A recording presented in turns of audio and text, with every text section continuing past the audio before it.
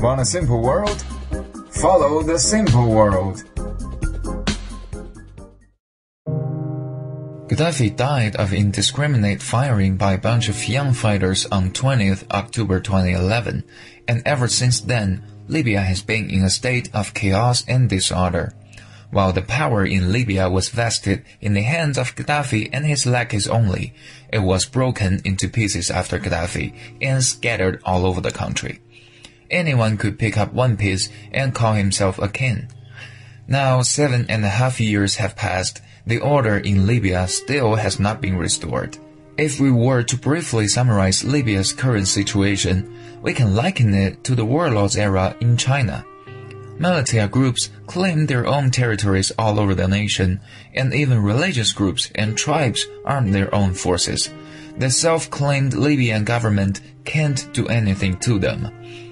Among those various factions in the whole country, one of the two main factions is the Government of National Accord, GNA, which is supported by the West, and the other is the Libyan National Army, which represents the ruling forces from the Gaddafi era.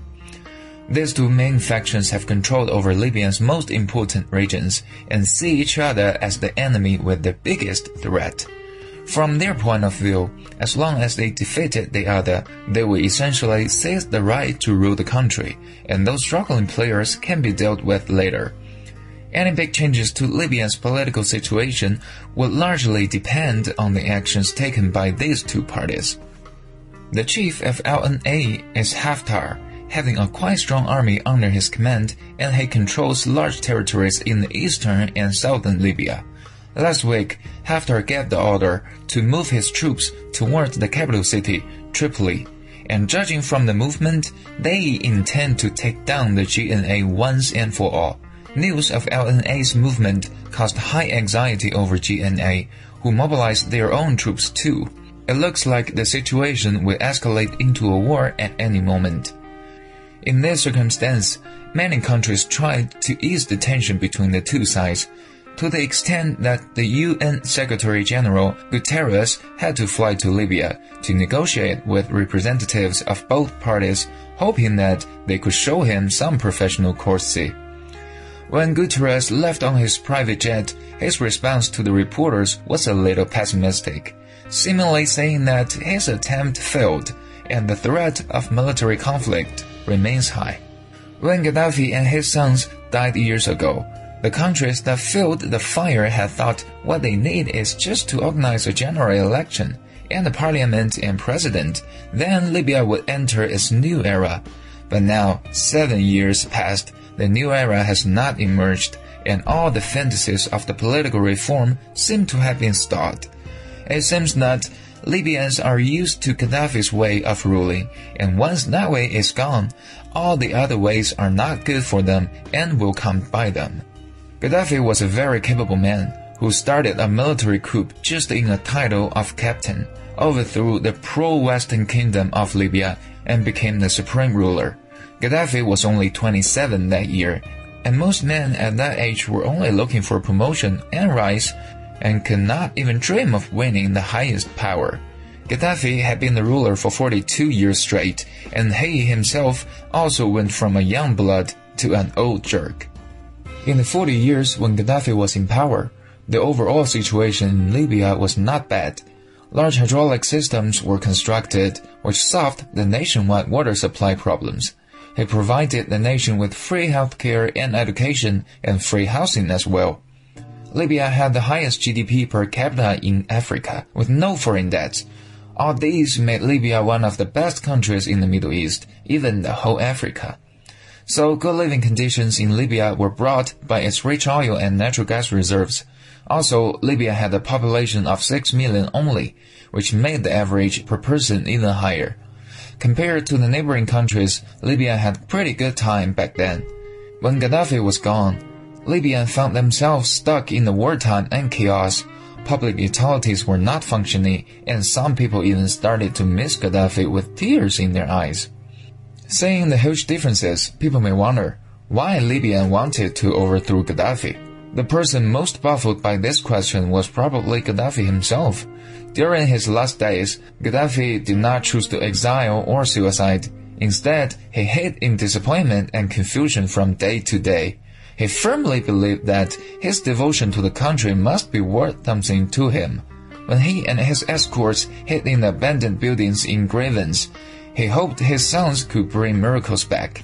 The miracles did not happen after all. His sons were either captured or killed in the war. When Gaddafi was dragged out of a piece of abandoned pipeline, his confusion and disappointment reached a peak. He kept asking the youngsters torturing him, "Why are you treating me like this?" However, those young men did not reply him. Of course, they did not have the answer in their minds too. Gaddafi in front of them was a lofty monarch, murderous, and can't be questioned. But now he knelt down and begged for mercy like a pathetic beggar. You can even feel free to beat him up. Therefore, the surrounding youngsters boldly slapped him, punched him, and kicked him, did something they never imagined, which really made them carried away. After all these tortures, they shot at Gaddafi's head and chest. At his last gasp, Gaddafi still didn't figure out why those youngsters treated him like that. People might simply think as long as the ruler provides us good living conditions, then he's qualified. After all, many rulers in this world are failed to do so.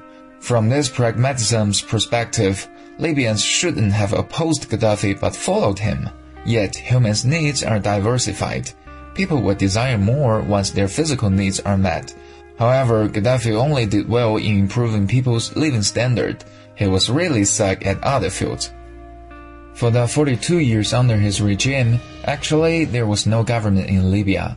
Only some vague defined institutions were running the country, and all these institutions had to follow Gaddafi's personal will. In other words, Gaddafi was a monarch stood higher. The way he ran the country distanced himself from his people. He was the governor high above the sky, but left his people nowhere in this country. The ruler Gaddafi neither stood anyone opposing him, nor allowed any organization to challenge his authority without his permission. As long as a person or organization dared to act against him, Gaddafi would immediately give orders to execute them. The execution would even be made into TV shows, which would be broadcast repeatedly in prime time. With the recurring of such horrific punishments, Libyans can hardly remember his merits, but only his brutality. The brutal Gaddafi extremely worried about his personal safety. He was afraid that someone would stand up and overthrow him just as what he did at his 27, and also afraid that his cruelty to his protesters would lead to revenge, so he gave in to nepotism. Gaddafi's relatives and the people from his tribe were increasingly around him, becoming the ruling class of the country. Others was destined to stay away from the center of power. They had to suppress their desire for power and couldn't do anything. Because of nepotism, Gaddafi's family had widely control over all of Libya's lucrative industries, such as energy, telecommunication, railway, media, finance, and so on. Gaddafi's family and his henchmen had enormous wealth, and their lives were extremely luxurious. The whole country was like their private business, and what the ordinary people got was more like the handouts of their boss. The gap between the rich and the poor would lead to more social conflicts, not mention the serious corruption. But these seemingly did not catch Gaddafi's attention.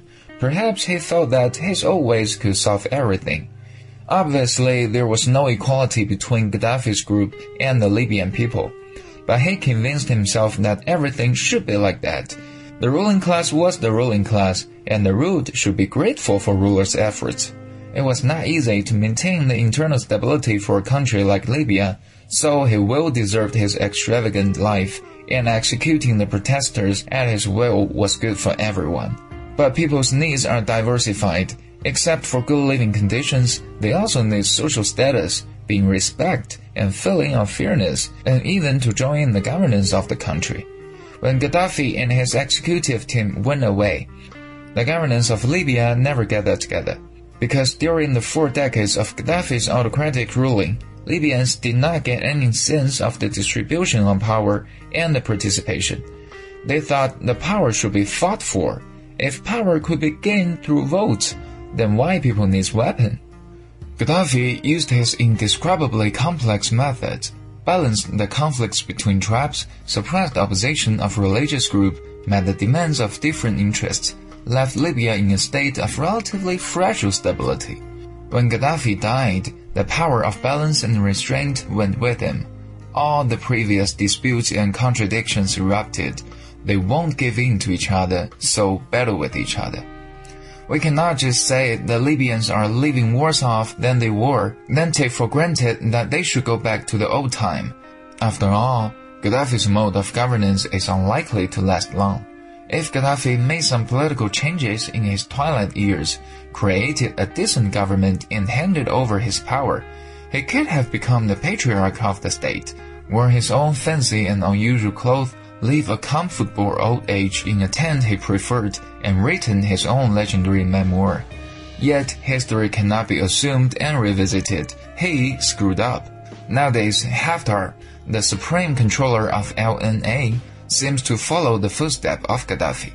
If Haftar defeated GNA, he might really become another Gaddafi. Ruling Libya in Gaddafi's way is not the best way, but it is the most familiar one to the Libyans, and it can also bring Libyan people's life back on track as soon as possible. If everyone back to normal, Haftar really intend to become another Gaddafi in the long run, then Gaddafi's fate would be his ending. If Haftar can reform with good timing, having functioning institutions of Libyan running normally, and promote a smooth transition of Libya into a normal state, Haftar may become a great figure. Maintaining a family's living standards by good food and fancy clothes may be the pursuit of most men, but it is far from adequate. A good man should do more. If he can't understand this, his relationship with his wife and children is doomed to be tough. This goes far for a family, the same goes for a country. The tragedy of Gaddafi is that he merely met the material demands of the Libyan people, which is not easy to achieve though. Thanks for watching. Share if you like us. See you next time.